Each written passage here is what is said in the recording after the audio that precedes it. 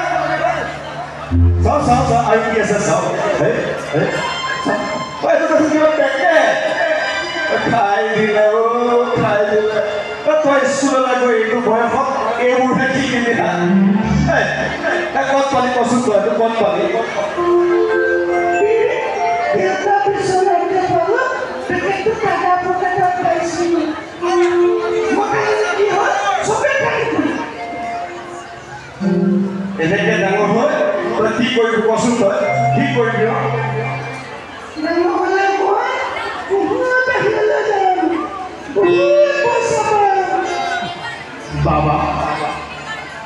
নাপায় নহয় এইবোৰ বেয়া বস্তু খাব নাপায় নাপায় নহয় বাবা তুমি ভাল ল'ৰা হ'ব লাগিব শিক্ষিত মানে জ্ঞানী নহয় বাবা তুমি শিক্ষিত হোৱা বা নোহোৱা জ্ঞানী হ'লেহে চলিব পাৰিবা বাহিৰত নহয় মোৰ ভতিজাই গাঁৱত থাকি খেতি কৰিব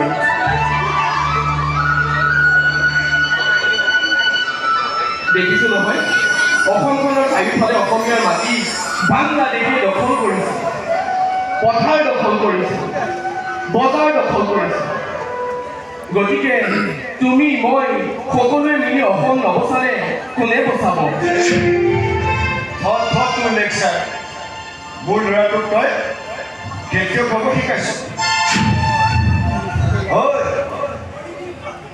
মই দূৰৰ পৰাই কৈ আছিলোঁ এতিয়া কোন মোৰ ল'ৰাটোক ক্ৰিকেট বনাব বিচাৰিছ তোৰ এই আদৰ্শটি লৈ তাৰ কি লাভ হ'ব বাদ দে সেইবোৰ তই মনে মনে থাক দিনৰ দিনটো ভাং খাবি ৰাতি মদ খোপাই দিবি আৰু ল'ৰা ছোৱালীৰ আগত ডাঙৰ ডাঙৰ লেকচাৰ নিজক ঠিক কৰ নহ'লে এদিন নিজৰ সন্তানে হাৰিব তোক জগৰীয়া কৰিব বন্ধ কৰ তোৰ লেকচাৰ হ'ব তোক কাইলৈ ৰাইজ মেলত লগ পাম ৰাইজে বেট পঠাইছে এয়া দানৱ ৰাইজ আমাৰ থিয়েটাৰখন হৈছে দানৱ এয়া থিয়েটাৰ আৰম্ভ হৈ গ'ল ময়ো কৰিছোঁ কিন্তু মোৰ ভিডিঅ' শ্বট নহ'ল আজিলৈ বাই নেক্সট আকৌ লগ পাম